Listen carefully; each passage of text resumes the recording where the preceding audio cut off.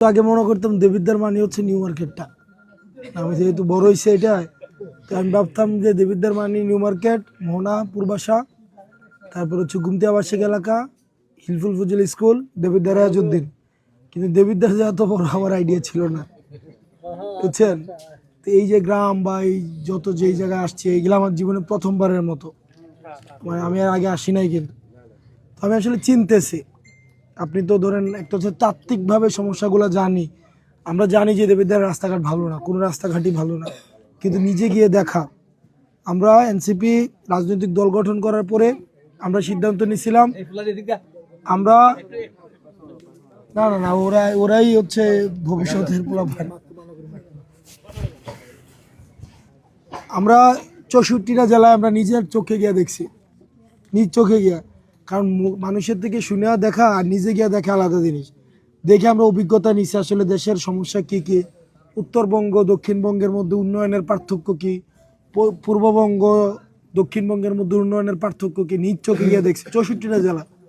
আমার 64টা জেলায় জুলাই কিন্তু আমরা গেছি।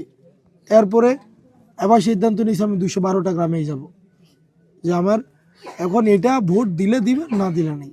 ভোট না দিলে আমার কোনো যেমন যে আল্লাহ যে ফয়সালা রাখবে ওইটাই আমার কাছে উত্তম ফয়সালা। বৈষম্য ছিল কোটার মধ্যে সীমিত ছিল না। জি বৈষম্য কোটার মধ্যে সীমিত ছিল না।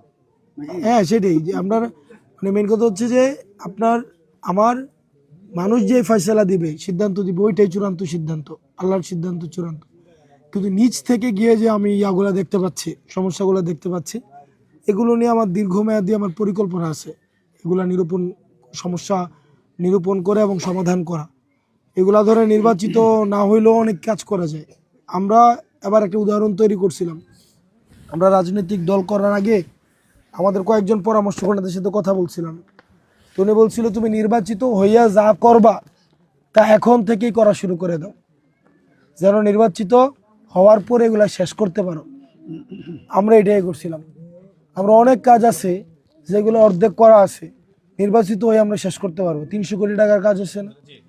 তো আমরা ব্যাপারটা এমন না যে নির্বাচন তো হয়ে কাজ শুরু করব, বিষয়টা এমন না। নির্বাচিত হয়ে কাজ শেষ করব। যদি আবার না হয় পরের বার না হলে তারপরের বার, সিম্পল। আমি না হয় আরেকজন না হলে আরেকজন, কেউ না কেউ তো আসবে, আল্লাহ খালি রাখবে না, তাই না? এখন এখন এই যে দেবিদ্বার রাস্তাঘাট, এগুলো সব জায়গায় সমস্যা ভাই। আপনারা যদি আমি জিজ্ঞেস করি যে কয়টা রাস্তা ভালো আছে, আপনি গুনতে পারবেন না। ম্যাক্সিমাম এই আঙ্গুলটা শেষ করতে পারবেন।